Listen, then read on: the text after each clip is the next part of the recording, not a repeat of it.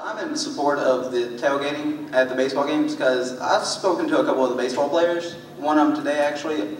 He pretty much told me that he enjoyed the atmosphere that tailgating had out there because it made them play better, it made them feel more energy from the crowd, it pretty much showed off some more school spirit to make Western Carolina look like the best school that it actually is. So I mean, I'm in support of it. But, I mean, the campus policy, it does say it's against it pretty much because all the stuff that Nicole just said.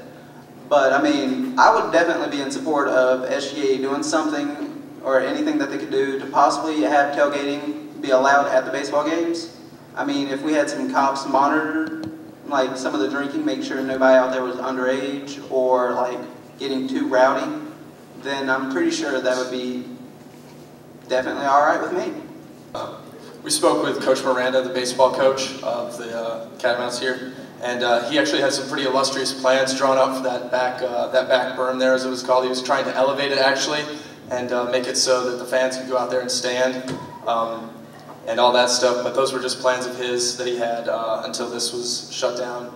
But as being said, you know, I mean, it's not just school law, but it's national law that if you're under 21, you don't drink, and if you've been drinking, you don't drive. Just a quick note, as your representatives on SGA, Vanessa and I have been really working to fix this issue with the administration. So I just want to say that your voice has been heard, and Nicole and I have been working with Josh Cotton, who's the president, and we have drafted a petition for getting tailgating back, and we're also working on some things that we've been thinking. I've also been working with Brian Jascott, who's the PR in the cabinet, and we're trying to find loopholes and possibly trying to find... I just think it'd be a good thing to have back. I mean, it provides more energy for the team, and it would just be a better thing for overall sports at Western Carolina. What kind of influence would you expect SGA to have on tailgating during football games? One of the main issues that we continue to hear from students, one is you can only have one vehicle per organization. Two is just the time limit, 3-hour time limit before the football game, and you can't continue tailgating afterwards. We've spoken with administrators about this.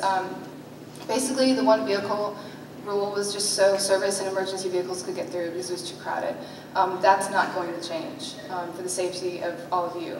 In regards to the time limit, that is something that is doable to change. However, it's not going to go into the football games because we don't have the police force to split them up. All the police officers go into the game as soon as tailgating ends. So that's the reason why the time limit will be extended into the football game. But Vanessa will speak more about extending the time before the game.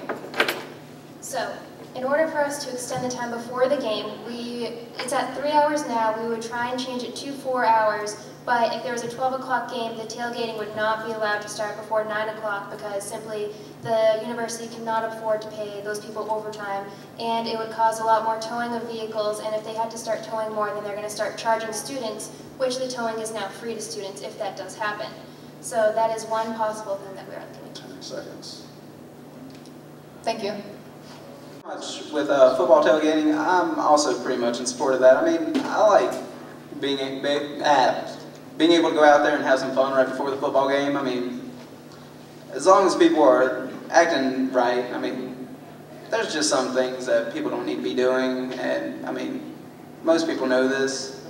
So, I mean, if you can keep general composure, if you've been drinking or something, I mean, that's just something that the individual has to work out. And pretty much, like, as she was saying with the safety, with the one car, I mean, that's just something there for just everybody's protection. It's common sense, so it's something that needs to be in place. But, I mean, the time, now that's something that could be a little bit changed up a little bit, but the 9 o'clock thing, that's pretty much set in stone also. So I am in support of football tailgating. It's always a good time. Football in just Saturday afternoon in the fall, just sitting out there in the parking lot, playing a little cornhole, right, waiting for the 6 o'clock game start. It's just amazing, especially with the weather up here.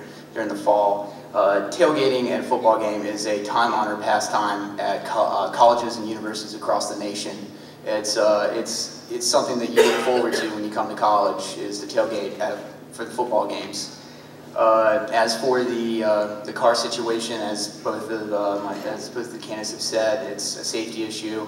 That's something we cannot do anything about. But the time, I know I like to get up early on a Saturday afternoon and start tailgating a little early. I mean, that's something that can be changed as well. 10 seconds. Go Cats. Pretty much everybody up here I'm seeing agrees on this issue, so Dorsey. Yeah, I guess I kind of admire the way that the school runs the football tailgating here. Haven't been to other schools, kind of gets a little out of control. You see a lot of violence, a lot of belligerence going on in the parking lot. So I think this is a sort of model that we should use for the baseball tailgating as well. Definitely take a look into this. Go Cats. How do you plan on improving the parking situation for WCU students? As of right now, the only viable solutions would be, one solution would be to raise, if people want a parking deck, then we're going to have to raise the money to pay for your parking pass, threefold at least, if not higher. Another viable would be what they can do at Appalachian State, where people are not allowed to, freshmen are not allowed to bring their cars on the campus, where it frees up a lot of room for upperclassmen. Because I personally live up at Harold, and I'll come in some nights, and if I'm nowhere in mine or Centrals, I'll have to go up to Reynolds and even park at the baseball field some night. So I see it as a huge problem, especially for upper campus. Another possible solution could be to have special, different prices for the parking passes, so that you can specifically get into a range, and if you don't want to pay that much, you can park far out. If you pay more, you can park closer to the buildings. So it's just something like that. Sounds pretty reasonable. Dorsey.